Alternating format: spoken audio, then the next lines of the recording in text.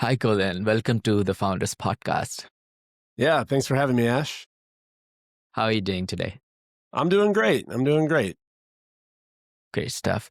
Before we start, Colin, do you have a favorite quote, something that inspires, motivates you, you would like to share with our audience? Yeah, absolutely. So, I'm kind of an old school business book guy, and one of my favorite books, going back many, many years, is E-Myth Revisited. Mm-hmm. And there's a quote that Michael Gerber has in that book that says that even the most menial work is art when done by an artist. Mm. And I love that. I think that's, there's so many things in life and in work that we have to do tasks that we're not the most excited about. But it's kind of, it's a passion of mine to try and make them art nonetheless. Yeah, yeah. I think I was reading it last time I was traveling towards the central. And I think I passed through the part where he mentions about there are always three people you need to run the business. One is the artist, one is the manager, and one is, I think, the businessman or something like that. I totally forgot it a couple of weeks back.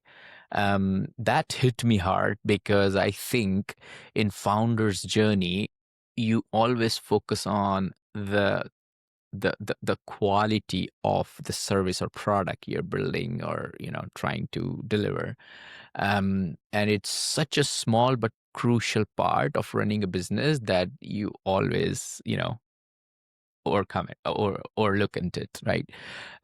So that's pretty cool. So thanks for sharing this then. um let's say let's do something different today, Colin. Then imagine like we are in a room of full of ambitious founders and early stage builders, right? No one knows your name and you've just got few minutes to introduce yourself, not with your title or why, where you have worked before, etc., but with a story that explains why people should trust what you have to say, and that will become the reason for them to stick together for the rest of the hour. Yeah, I appreciate that. That's a good twist. So, I would say that for me, I started in a family business when I was 21, just turning 22 years old. I didn't know anything about anything. Mm. And so for me, it's just really been the school of hard knocks and typically trying things the wrong way before I ever figured out the right way. And what I would say is that, I love the kind of concept that if you really understand something, you could teach it to like a third grader. Is Hmm. that as I gained awareness and ability in business to really understand things, I simplified them. That was really what my passion was. And so from a pure kind of business standpoint and an economic, financial standpoint in the business, I always say, if I can understand how to make money in a business, I should be able to describe it on the back of a napkin.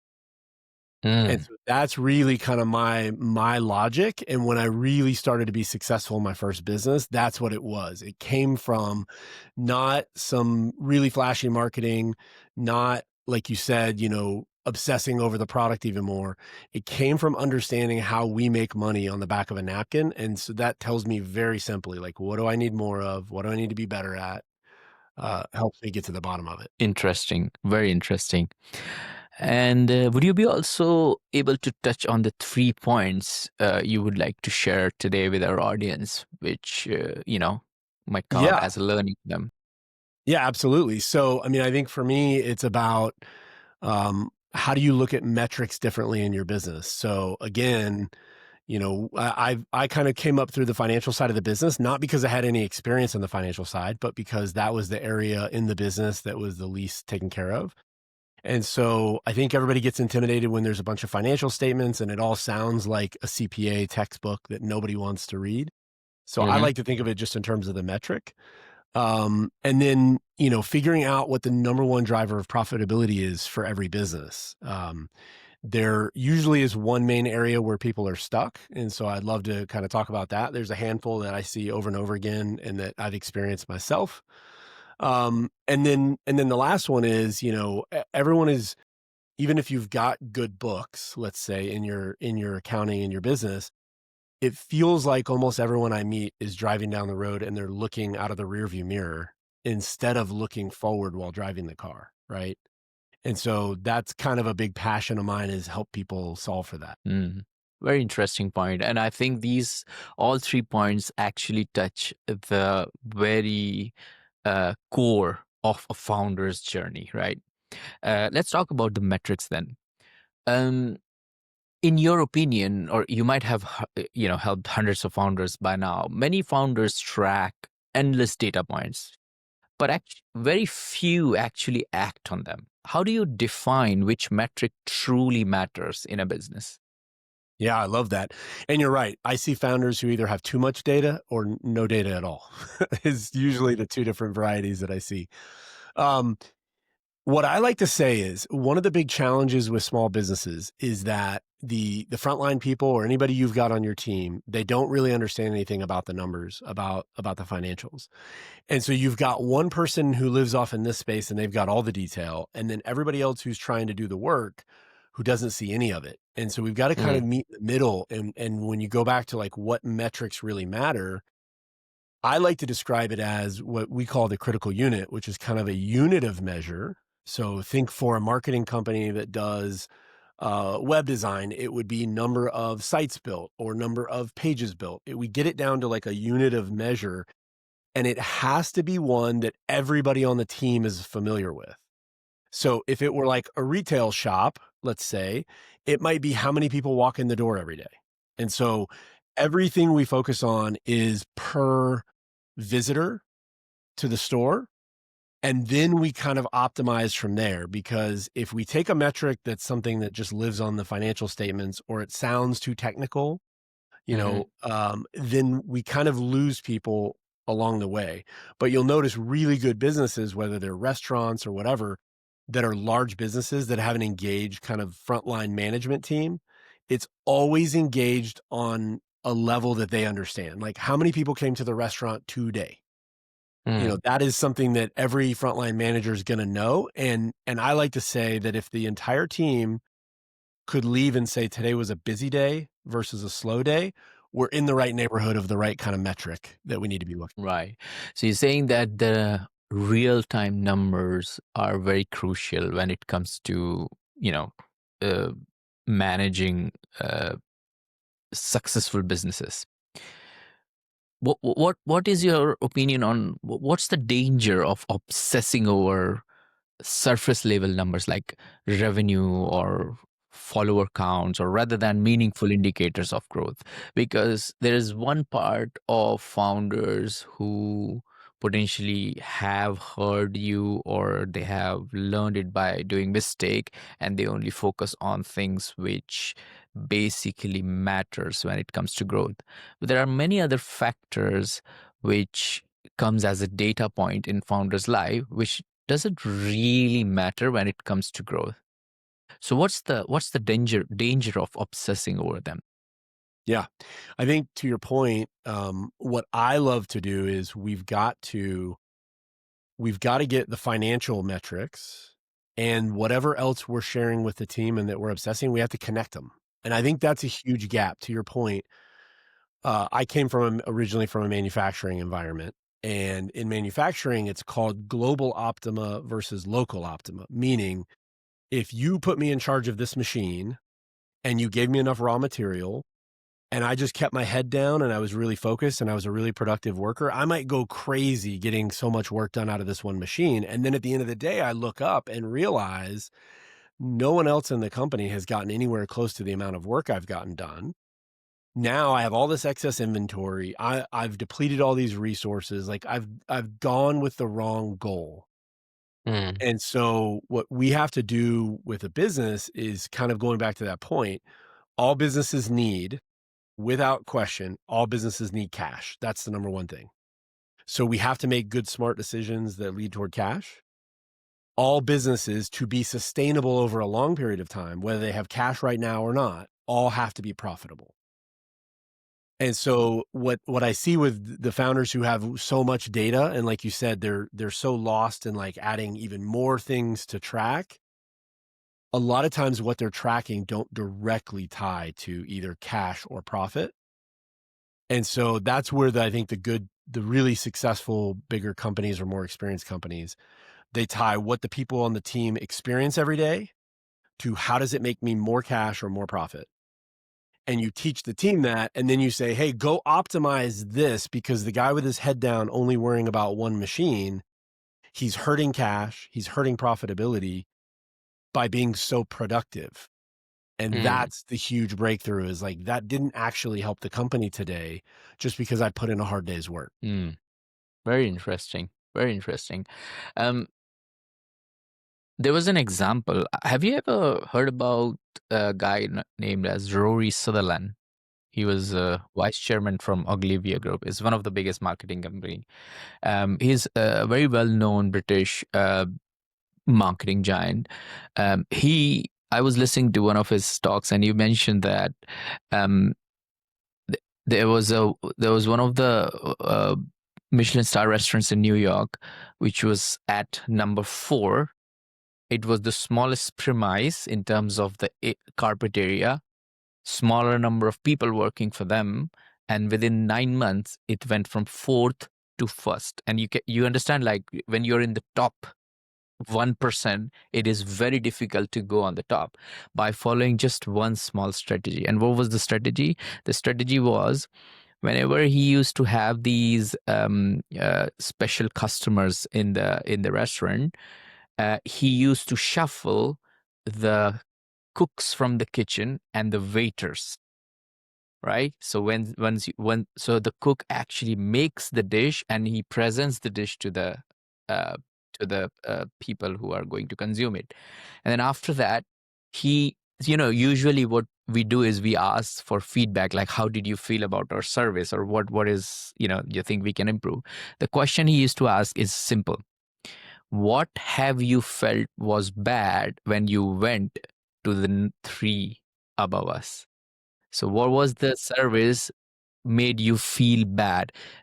He never cared about what did made you feel good or what was good in our institution. He always asked about what felt you what how you felt bad because you went to that restaurant, and then he used to 10x on that particular portion into his particular institute, and that's how he went from fourth to first within 9 months of time. And I think that's one thing which is can be relatable in this context, because it is important to basically understand like how your team is doing, and this particular metrics in order to get ahead of others, right? Your competitors. Great. So, Cole, in your experience, how can solopreneurs or startups with 2, 3 founders reframe their metrics from being report cards to being tools for decision making? What is the best way to do it? Yeah, I think the best way, like we described, is you need to know how you make money on the back of a napkin, and you need to understand how that cash process works through your business. So every business is a little bit different, but it's when do I expend my money and when does the client or customer pay me? How do those things kind of intertwine with each other? And then how are my expenses laid out? So I know that sounds really basic, but almost every decision is about trying to improve one of those things. And so if we don't know those kind of basic baselines, then we don't really know how to make better decisions. And for example, I would tell you that if we're not profitable enough, there are only 3 or 4 different things you can change to become more profitable.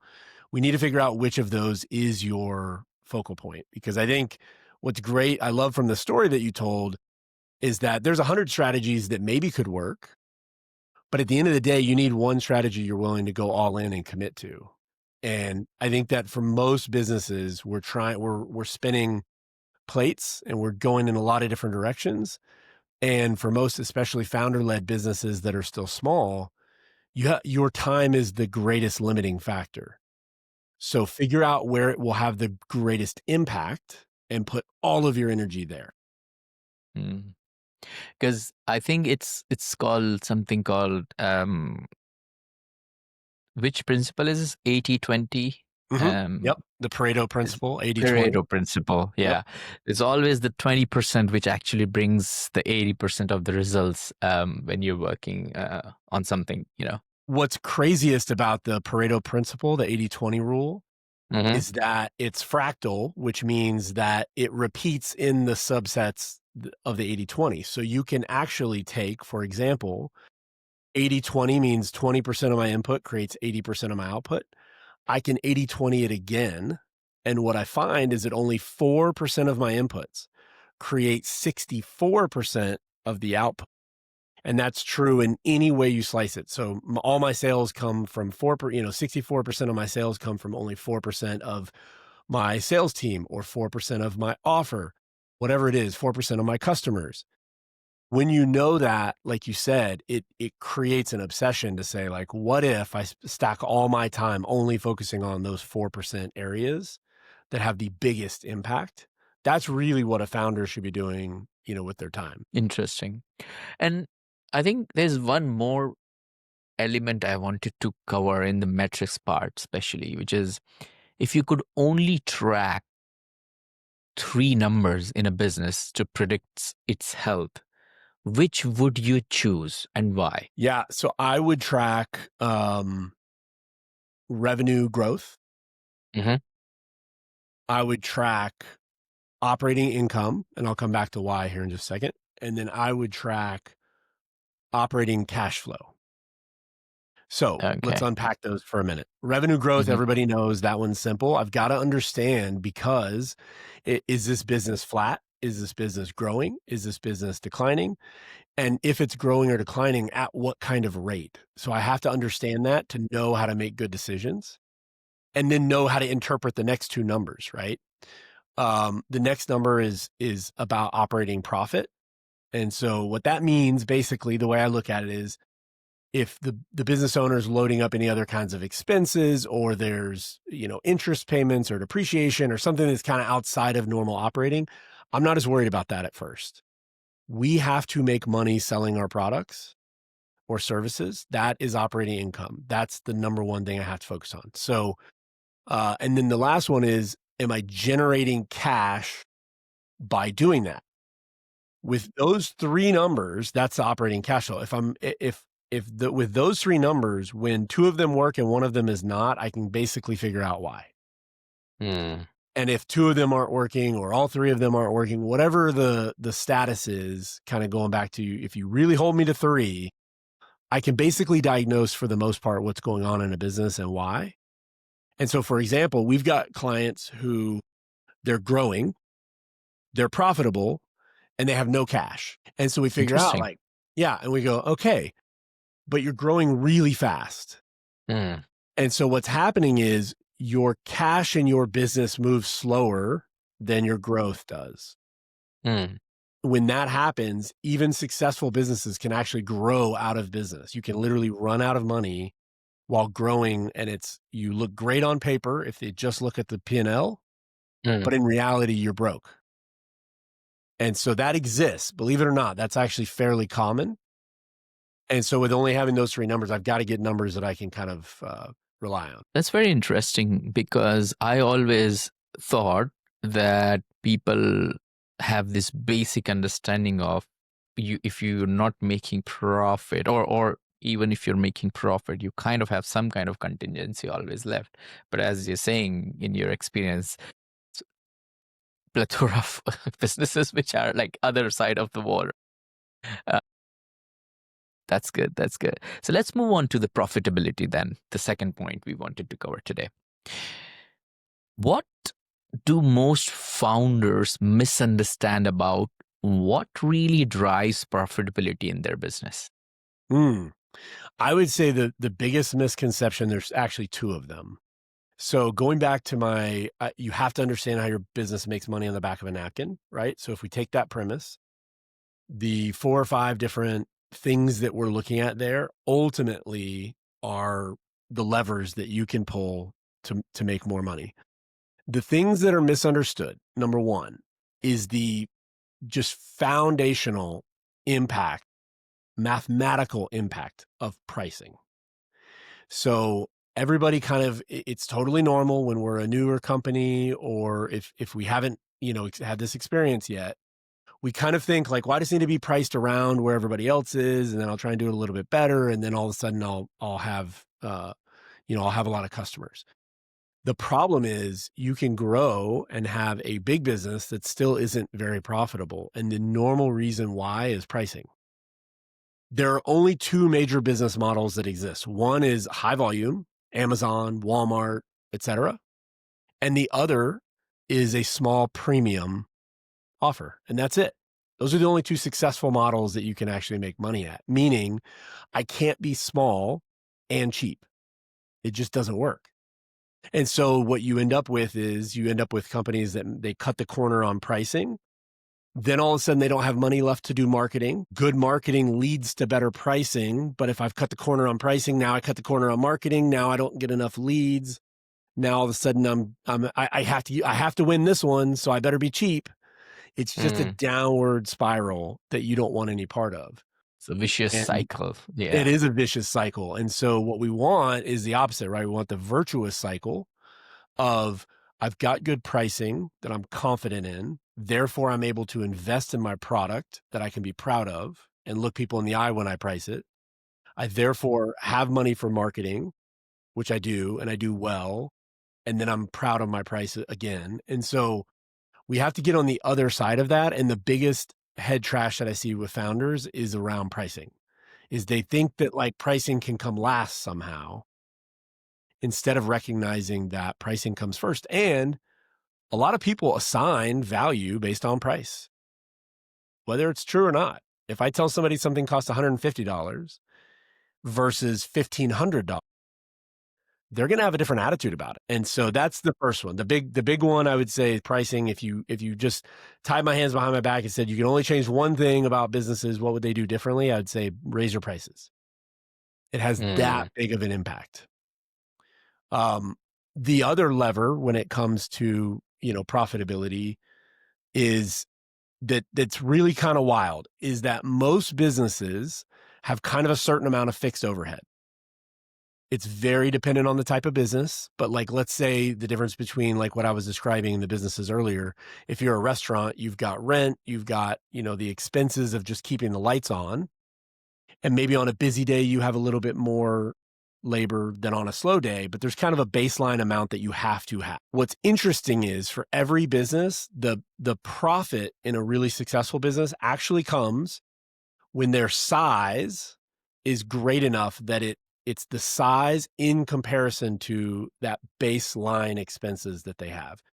So in other words, that's where the gap gets created. It's not that I'm doing this volume and my margins are great. Margins are really, really important.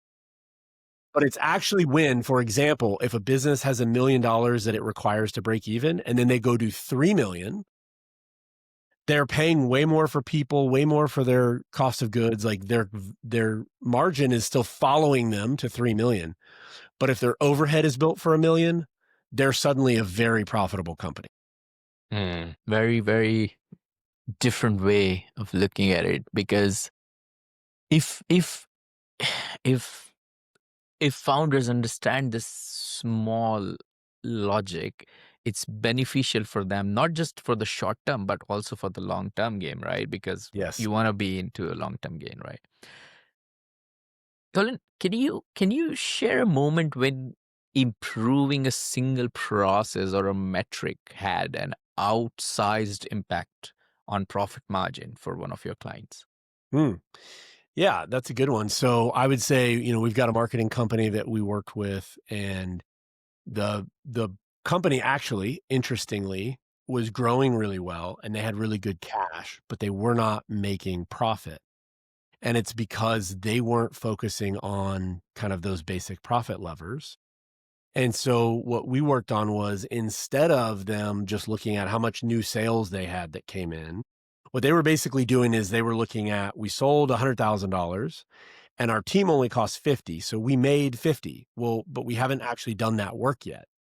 So bring in 100 of new client money in a model where the clients will pay you up front. It's kind of like fool's gold. It looks good. It feels good.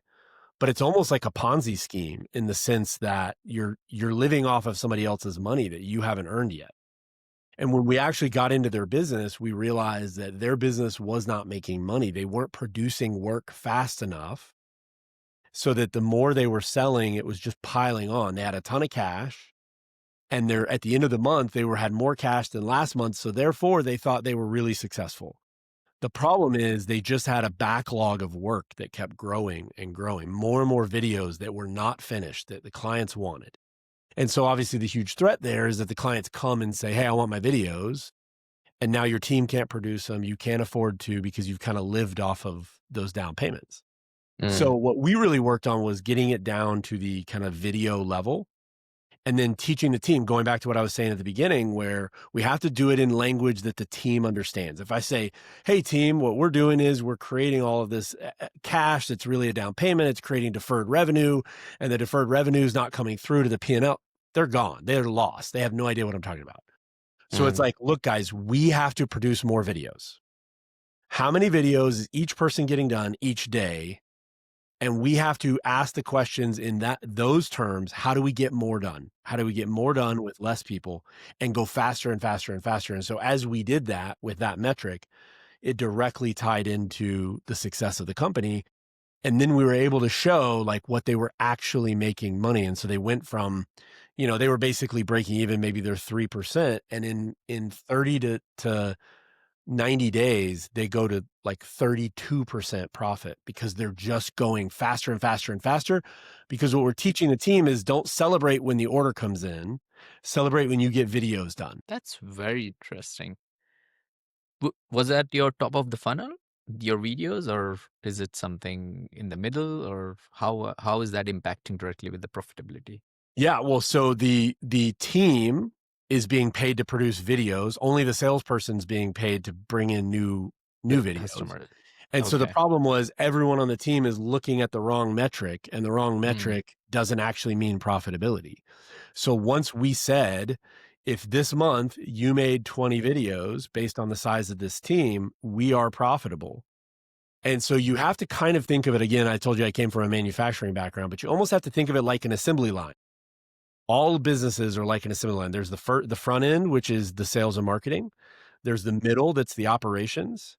And then there's the end, which is kind of the finance where we're either collecting cash or not, and that. And so we can't win the game with only one part of the assembly line running. It's kind of the equivalent I was saying of one guy who got a ton done today and then looked up and realized the rest of the company was going slow. It's not actually winning unless all parts of the line are moving, because what ultimately matters is what ends up coming off the line at the end, not how much I got done at my little station. indeed, indeed. That's super, super cool. And I think that's why it's important for founders to listen to these episodes where you have real world experience shared, because imagine if somebody is running that kind of business, they already have well to do process to follow to get profitable. Great stuff.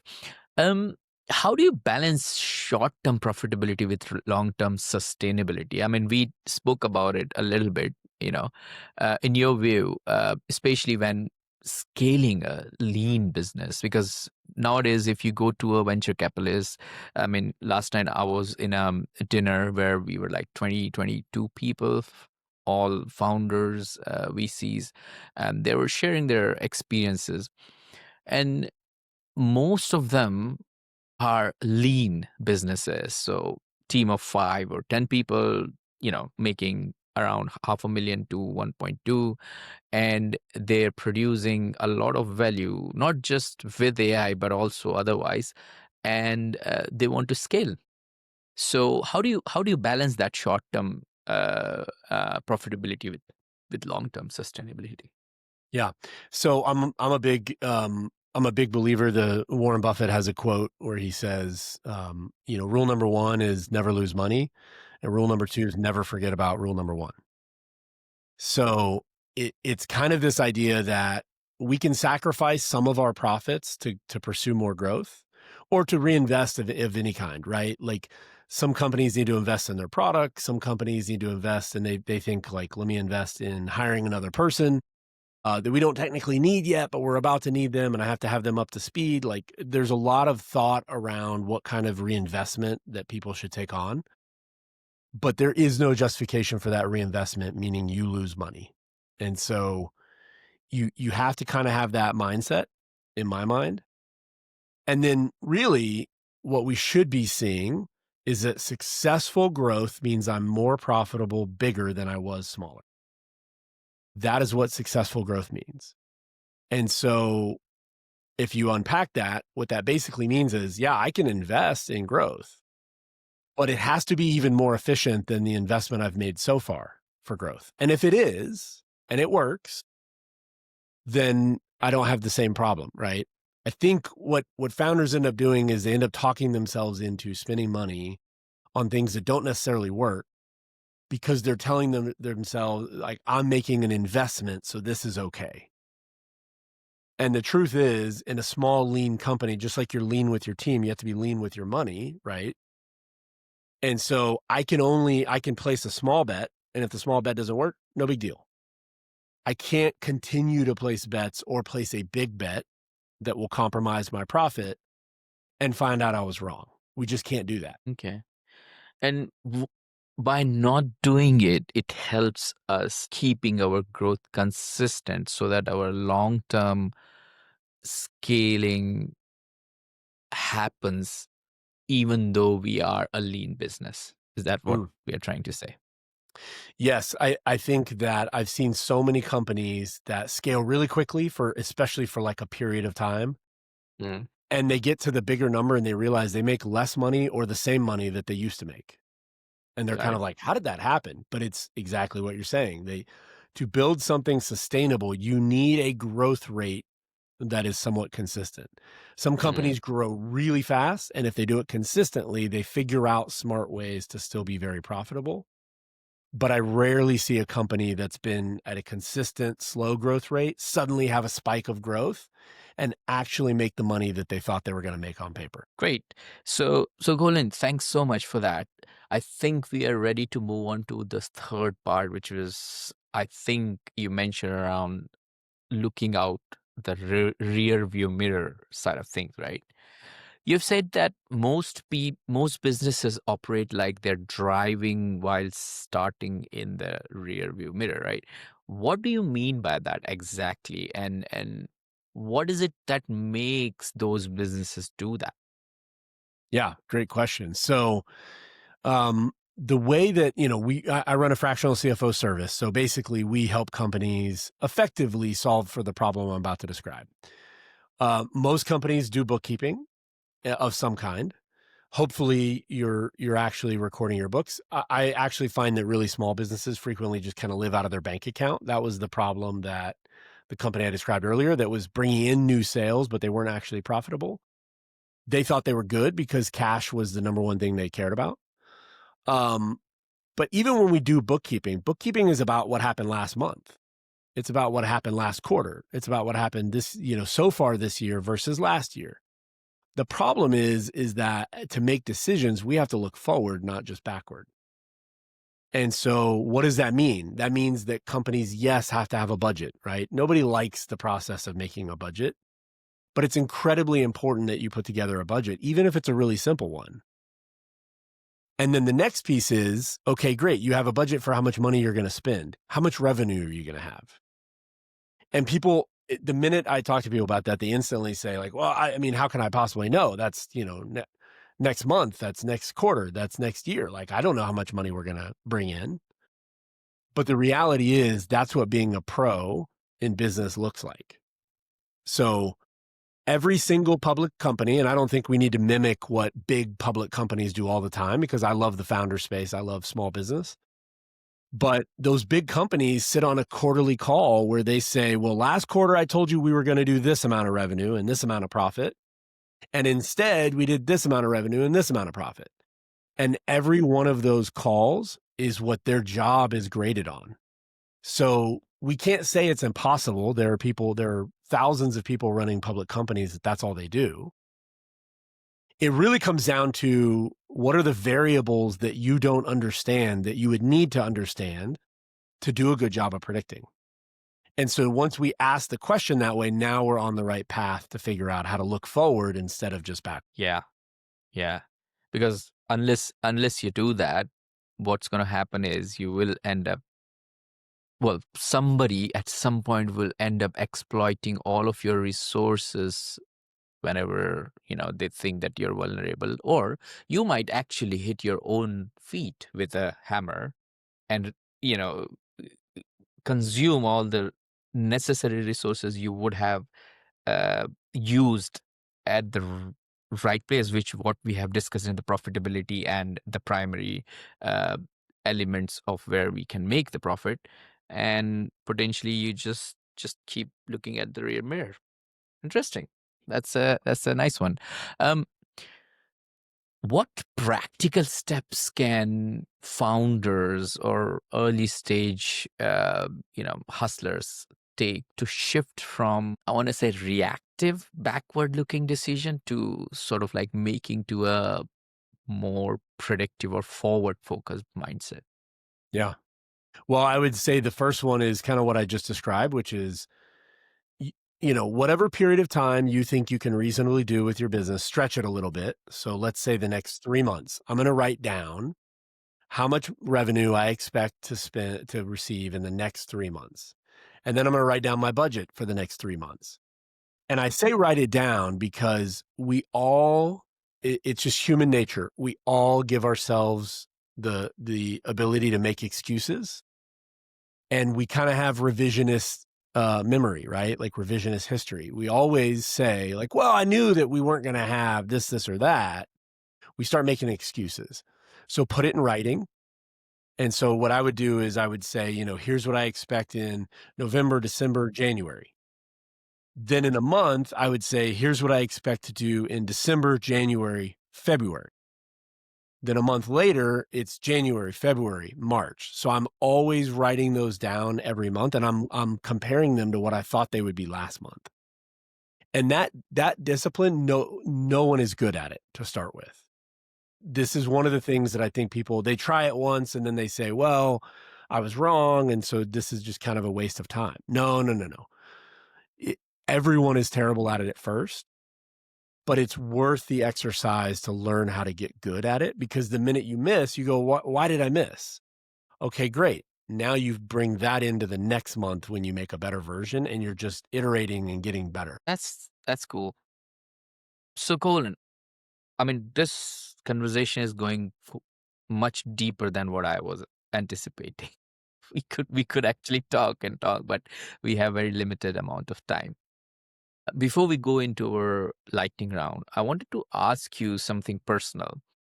Um, Throughout your journey and experience, there must have been valuable lessons learned. If you don't mind sharing, could you reflect on your experiences and tell us about one mistake or a setback that you encountered along the way that you now consider a regret?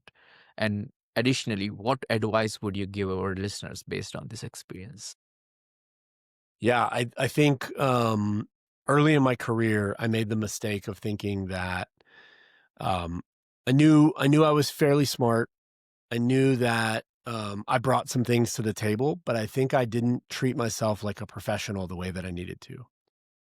And I love small business. I love that we don't have the formality that big business does. But that doesn't mean you don't need to invest in yourself and think of yourself as a pro, right? And so, what does a pro mean? It means that you show up, you've got a plan, you're intentional, you're organized, you're disciplined. Those things aren't always easy for founders. The same type of personality that makes you a founder, those are some of those traits I just named are going to be very difficult. But again, you have to hold yourself accountable because that's what a pro does, right? A pro expects more of themselves. And so I think the big thing that came from that was I had to be honest with myself about where my weaknesses were, like what things I didn't know anything about. Where was I not knowledgeable? And that still is going on today. I'm still working on, okay, what are the areas where I'm weak? What are the areas I need to grow in terms of my knowledge? And so I think the big kind of advice that I'd give to people that really changed my life is that I became an obsessive learner. And when I did that, instead of looking at a problem that I ran into or an area of weakness as something that was just like, well, hopefully everybody can get over it because I don't know anything about this. It turned into like the raw material for me to go learn more and go push myself. And that ultimately changed my life and really changed my career. Thanks for sharing that. Really appreciate it. Great. So we have six quick fire questions for you in our quick fire round. If at any point you think you don't want to answer them, just give me a skip and then I can move on to the next one. You ready? Okay. Absolutely. Great stuff. What are the top three strategies or top three disciplines founders have to introduce into their businesses to make sure their finances is kept healthy for a longer period of time? Yeah. I think I mentioned earlier profitability. Number two is you got to get your team engaged in making you profitable. Profit is not just the founder's problem, it has to be everybody's problem. So you figure out what that means. And then the last one I would say is just obsessing over kind of your costs. And nobody wants to do that. Nobody wants to go through the list of all the money they're spending. It's annoying. It's frustrating. You have to do it every so often and you have to obsess over that and really have good command of it. Awesome. What book would you recommend to our audience and why? So if you want like a raw founder book, I would recommend there's a book called The Hard Thing About Hard Things by Ben Horowitz. He's super successful guy, early, I think, Facebook investor, very successful in Silicon Valley. But what I love is he talks about the raw grittiness of how tough it is to build a successful company. And I would say that part of what I love about founders is it challenges everything about who you are as a person. It requires every strength you have. It brings into focus every weakness you have, and it forces you to kind of level up your game. And so I love that book for making you feel better about the challenge that you're going through in the process. Got it. I'm gonna put that into my reading list into Kindle so that I Yeah, can it's a give good it a one. go. What attribute or characteristic in your mind of a successful founder? Passion, and then a willingness to bring discipline to the table. And I think Kind of that, grit. yep, those two Yep. things, right? And so passion, that's just excitement and big talk, that doesn't go anywhere. Mm. At the same time, the reason founders exist is because we have that, right? In other words, there are plenty of people in the working world that just have discipline and they're just good soldiers and you tell them what to do and they're going to do it and that's how it is. That is not what creates an exciting company and a great company. It really requires both. And so for whatever part of that you have naturally versus the part you have to work on, you got to figure out how to get both. Yeah, definitely, definitely. What's your favorite personal productivity tool or habit? I would say spend deep thinking time to get absolute clarity on what your vision is. And I say vision, it could be product vision, it could be for your company, it could be the vision for where your team's headed. I believe that is the number one thing.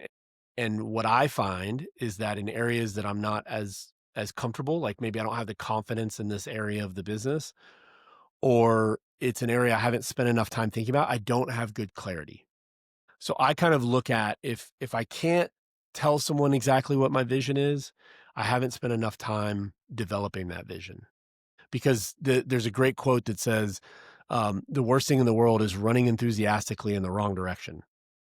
Mm. And so, right, vision means I know where I'm headed, period. Yeah, yeah, the direction. It's very Yep. important. Huge. It's cannot explain how important it is for our listeners to listen this who are right now into their 9 to 5 and they're trying to get into the founder space.